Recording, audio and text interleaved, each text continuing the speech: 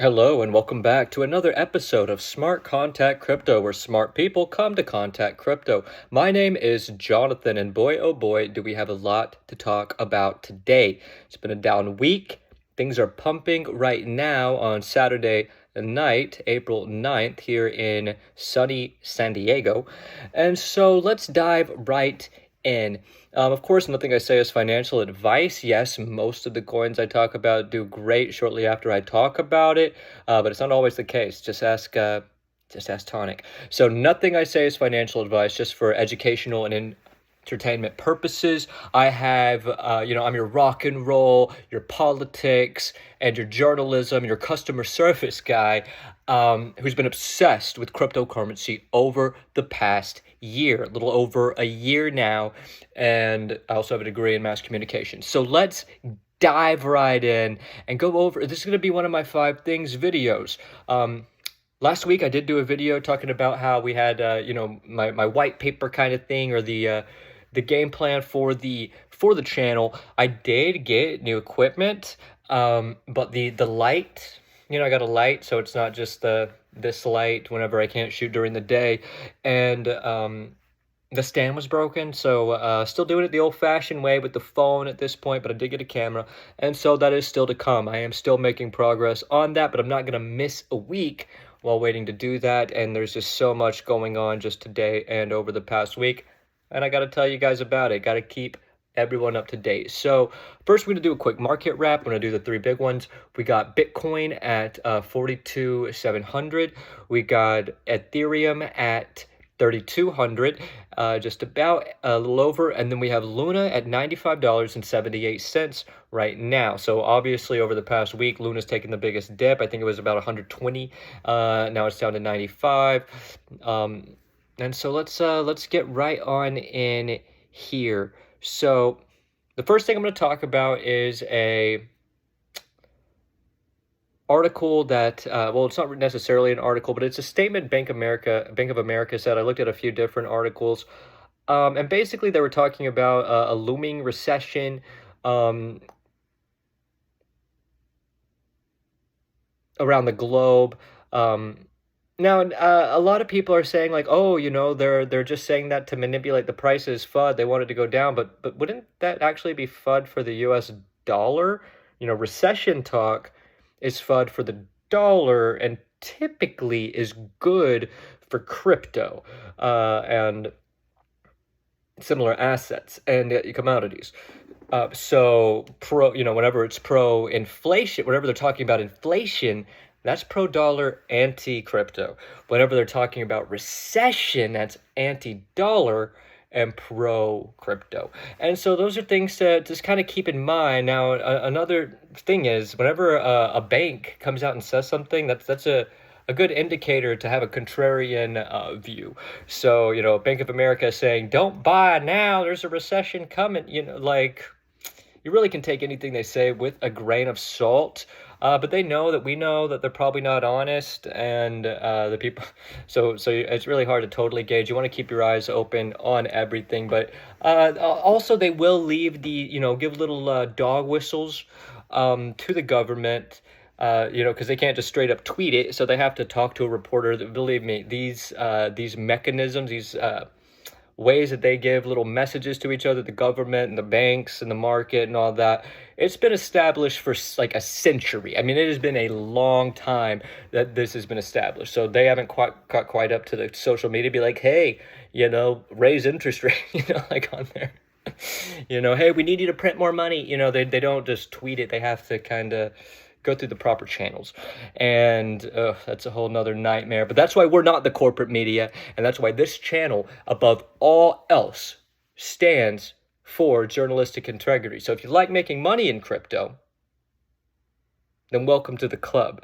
And if you think there's more to money in crypto, then make sure right now you hit that like button, you hit the little bell, you hit subscribe all, so we can get this out there. This must-see content. I'm not doing this channel for the fun of it. I'm doing it because there are things that need to be said. And I can't just be the guy that everybody agrees with on any Facebook post or Twitter post and can win all the arguments. because that's not what it's about. It's about getting the information out there, being part of the world, being part of the community. And again, I think cryptocurrency brings all of it together and really puts our what's really important at the forefront.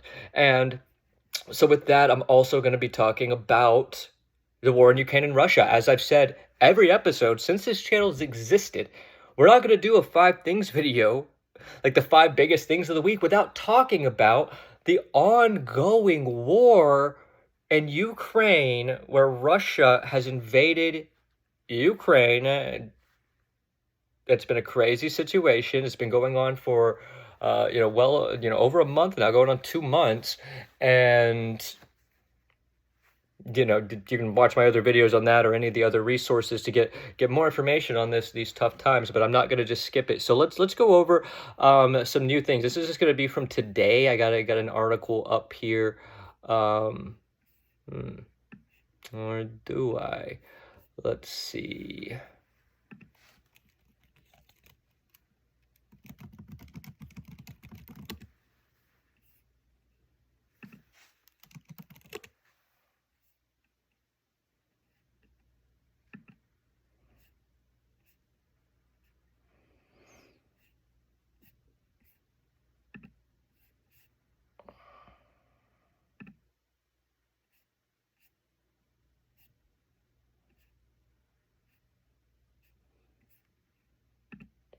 And I know, so right now you're like, what the heck? This guy doesn't even know what he's talking about.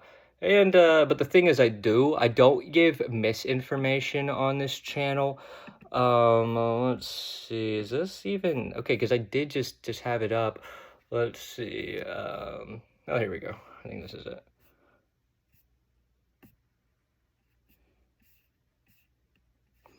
Okay, yeah. So here I got some alpha for you on Russia and Ukraine. Thank you for hanging on there. Y'all are the best people in the world. The people who wait on me are the people I love the most, and you will not be disappointed. Okay, so anyways, apparently Boris Johnson, the Prime Minister of England, recently went to Kiev and met with Vladimir Zelensky. So England definitely still strong and supporting Ukraine, and they're a lot closer than we are to them, and they're our closest ally in Europe, despite the Revolutionary War. And Zelensky's still saying there's Russian strikes coming all over the place, killing civilians. It says 50 people in the eastern city of Kramatorsk is this another war crime? So they're still claiming war crimes all the time. They're finding hundreds of bodies, dead bodies, or so is reported. I definitely, and there is a fog of war, so I don't want to say any of this is 100% true or accurate. But on the other hand, we do have definitely a lot more honest journalism in this country. But definitely they lie all the time too. And so but we definitely don't want to discount it though, because it doesn't seem unlikely that there would be a bunch of civilian bodies whenever you got millions of people fleeing a country. It's for a reason. And so the European Union will resume diplomatic operations in Kiev. Apparently Italy's going to reopen its embassy in Kiev after Easter. And so that's something. I love Italy. It's the European country I've been to the most. And so Ukraine's defense intelligence chief said that Russian troops are regrouping. Oh yeah, so they're saying that Russia may have another major offensive, is what they're saying here, against eastern Ukraine. So we'll have to see what happens with that. Russia is a major powerhouse. They do have a bunch of nuclear weapons. They're not the worst country in the world. I mean, of course, this is all terrible in so many ways, but if it does end up being like, hey, some of Russia does win a little bit, it wouldn't be the end of the world if we can just come to some kind of agreement in some way, so this isn't just ongoing. Russia, you've done a lot of great things in the past. Your culture, I have a lot of belief in it and everything, but, some of the things, especially, you can't kill civilians in the name of loving them. And we'll get more into that here in a minute. We'll get more into that here in a minute. But we're going to be moving on right now from the Russia story. But let's all hope this wraps up as soon and peacefully and in the best possible way for the for everybody. And so let's move on to our third thing of the day. We've already done Russia. We've already done Ukraine. We've already done Bank of America. So what next? Of course, I'm going to touch on the Bitcoin conference. Did I go? No, because I'm poor. And I didn't sell the top. I hope you watched my video about not selling the top. It's a 1-minute country song. And so definitely check that out if you haven't. But yeah, there's a Bitcoin conference in Miami. It's a big deal. You know, everybody goes there. All the crypto influencers and YouTubers. I saw the Bitcoin crew were there, like the actual like people that are on Bitcoin, like BitBoy, Ben himself, and some of the others, and good old DZ, Mac and Cheesy was in one of them, and so all I have to say about them at this conference was their thick legs. I mean, all of them were wearing like shorts or short shorts, and all of them got thick legs. So it is what it is. So another thing related to that is, oh yeah, so a lot of the announcements related to the Lightning Network, it seems like, which is awesome. Like Robinhood, it's going to start using the Lightning Network, which nobody said this, but I'm thinking it, so I'm going to say it now. It's why I have a YouTube channel. So that means people are going to be able to convert directly from the stock market to their bank account, right? So if it's part of the Lightning Network, Lightning Network is let's see, I have the definition right here. Lightning Network is a second layer to start over. Lightning Network is a second layer to Bitcoin's blockchain that proposes to decongest its network by creating micro payment channels between two parties. Robinhood and Shopify are also accepting it. So Robinhood and Shopify, that was announced at the Bitcoin conference, and I believe that is what Cash App uses. Now, I use Cash App all the time. That's how I get my money to KuCoin, my beloved KuCoin. That's how I get my money to BitTrue. Man, BitTrue, I don't know.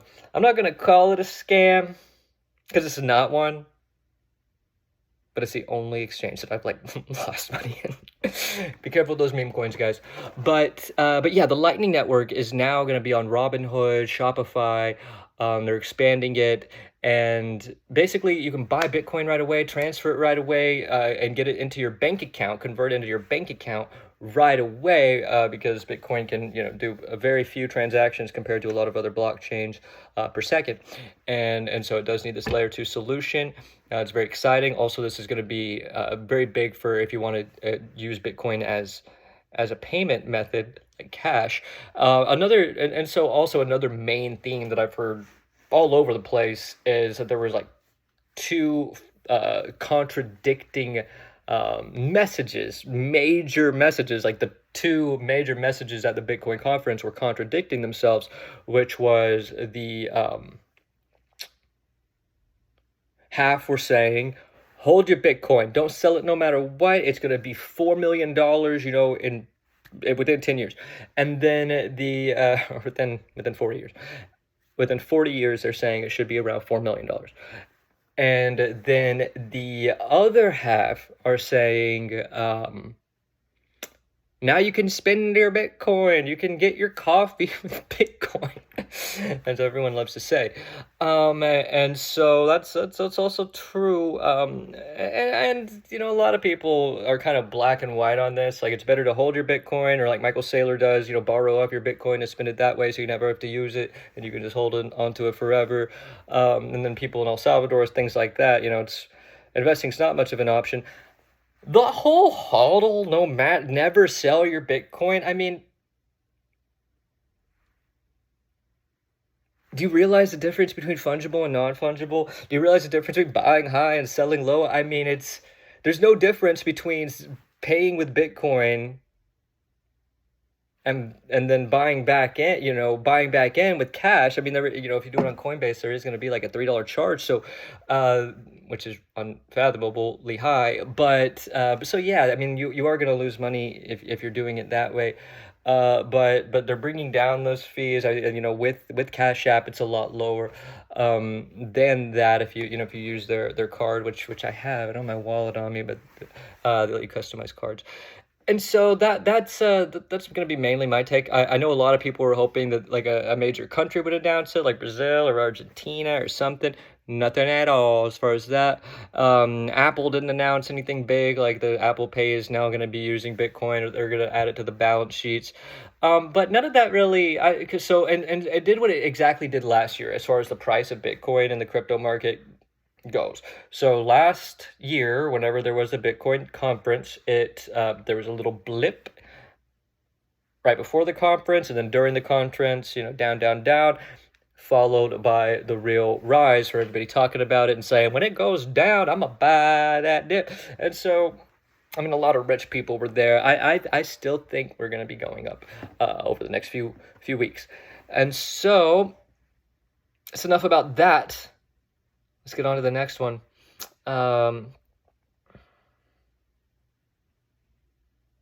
So this is a very important story, extremely important story. If you didn't watch any of the other stories, if you didn't listen to the other stories, then listen to this one. As you know, what's going on in the world, macro global events are pivotal to this global financial system that Bitcoin is so heavily intertwined with. Yes, right now it's really tied to the tech stocks and all that. I think it's going to break away at some point, and it's going to become more global, significantly more global than even the tech industry, because you're going to have, you don't have poor people in some countries paying with Tesla stock, but you have every demographic of person getting Bitcoin, from the poorest people to literally the richest people on the planet. From little old musky muck to somebody in El Salvador who just works really hard every day but doesn't get any money for it. So that's why we need to pay attention to this. This is huge. I mean, this is enormous. Listen to me. Israel's having issues with their leadership. So apparently a few people were killed in a shooting in some kind of a restaurant in Israel, and they are blaming it on a Palestinian. Now, the question is, and so that's gonna, that can cause instability. But the question I ask, my viewers and everything is, how many children can the Israelis kill before they're called terrorists? I mean, how many innocent children can you slaughter? How many innocent schools and hospitals with sometimes even no men, much less military men, much less terrorists? How many of those are going to be slaughtered and killed and blown up by Israel, by the Israeli government, before we call them terrorists? So how, I mean, it's, yeah, nobody should be going in and killing innocent people in Israel, but maybe Israel shouldn't have a concentration camp in its country. And so now Benjamin Netanyahu, who is an extreme war criminal, he is famous for saying that the Palestinians are the ones that caused the Holocaust. It had nothing to do with Hitler. Hitler and the Nazis, that was all a lie. And he told the Israeli army, that it was the natives of Israel, the people who have lived in Israel since the time of Jesus Christ. He said they were the ones that caused the Holocaust. The descendants of Jesus and his disciples are the ones who caused the Holocaust. That's what Netanyahu said. Now, Netanyahu was ousted from leadership in Israel. He mainly didn't have favorability because he broke all kinds of laws, stole money, laundered money. I mean, he was just as bad of a person, as bad as a leader as you can be. But now he's coming back in saying, we need to kill more children. We didn't kill enough children before. This is a genocide. We had apartheid. We need a genocide. And so that would just be so bad for global politics for the United States. We give them $10 million a day, and they make $5 billion in profits from selling weapons. Who are they selling weapons to? Because we're giving them all of our weapons. We're giving them our nuclear weapons. Who are they selling $5 billion of weapons to? So, no faith in Israel. They are a military state, and that's why I will not be spending one penny on Immutable X. And not an open your eyes about Starknet. Everything in Israel, just about any level of technology, was created to suppress the Palestinians.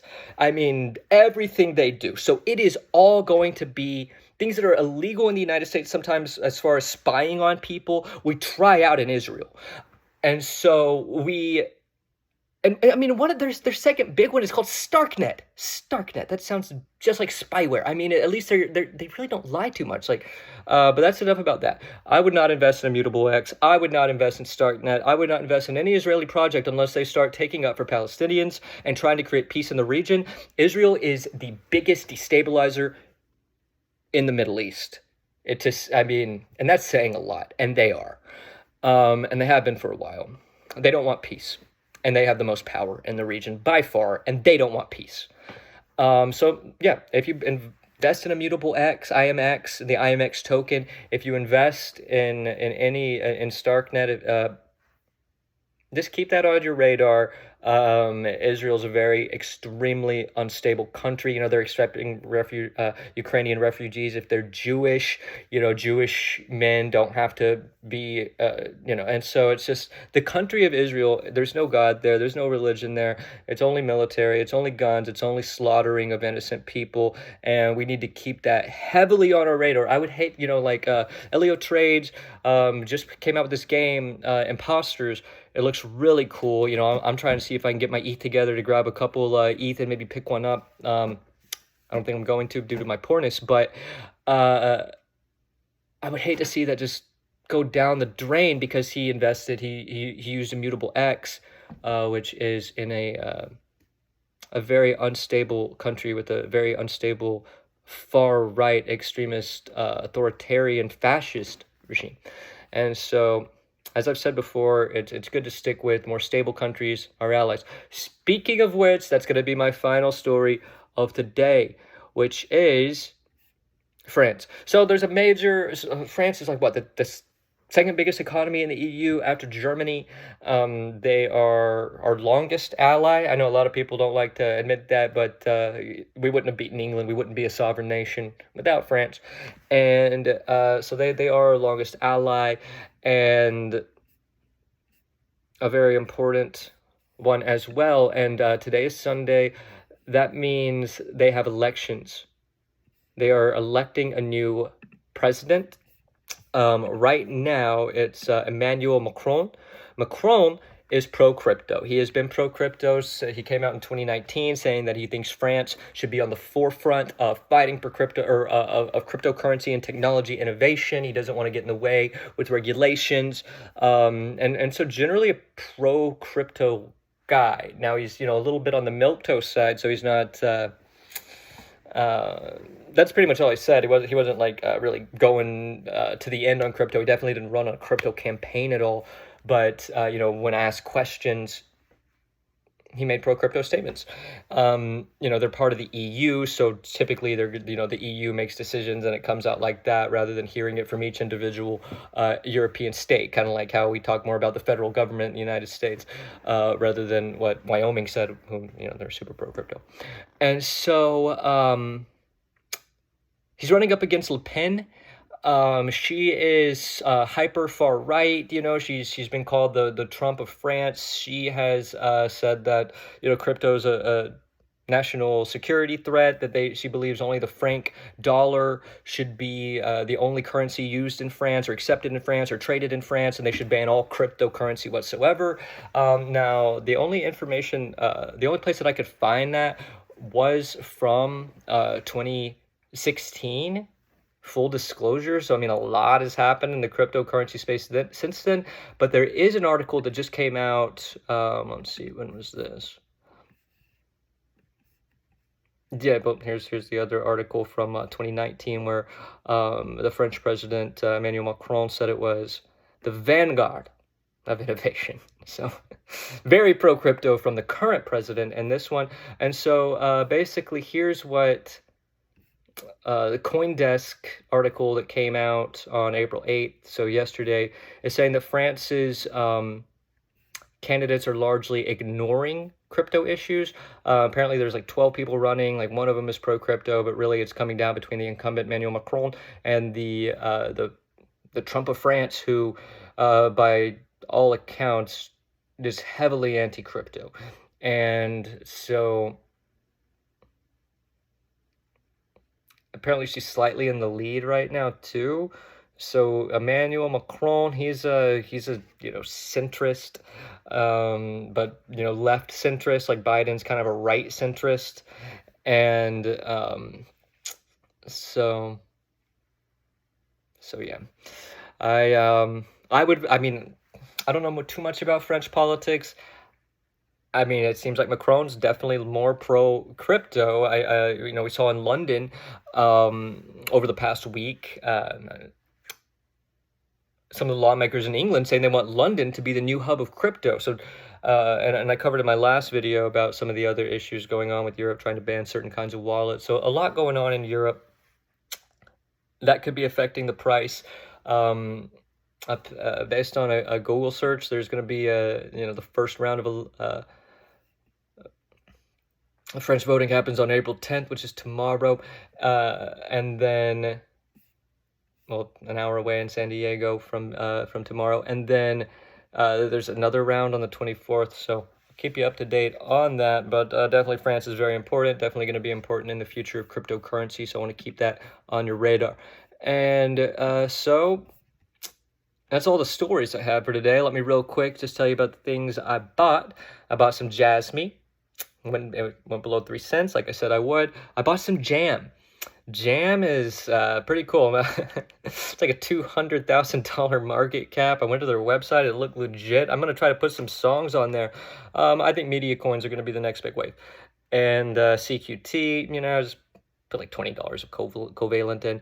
I also got some Polygon because I just had some dry powder sitting around and the price was kind of low. So I'm hoping to do a swing trade. I'm not looking for much at all. Not looking, if I make 20 bucks, I'll be happy, because really I was just kind of holding my money when it was kind of low. And so now that it's on the up and up, I'm keeping all eyes on that, because you never know. It could be like a Sunday bounce and then a deep correction on Monday. I mean, you never know. Nothing I say is financial advice. I do really think it's going to be going up over the next few weeks. I don't know if there's going to be another 30% correction along the way, though. Yeah. As we all know, what happened in 2020 in March, there was a Black Swan event that made it really bottom out. It went to Bitcoin went to like $3,000, and so there might be something like that again. Not taking anything off the table, but I do think it's going to be going up. I don't think it's going to go to all-time highs, but I do think it is going to go up over the next 2 or 3 months. I meant 2 months. So I say 2 months max. I don't think it's gonna. I don't think if it gets to July and it still hasn't gone up, let's just start crossing our fingers for the end of the year or September or something. But I don't think it's gonna go up in July. How's that for a prediction? And then also Mina. Mina came to Coinbase. I love Mina. I've been talking about Mina. They take like thumbnail size pictures of the blockchain, so you don't have to show your entire blockchain to show how much money you have, but it's verifiable on the blockchain, so it's honest.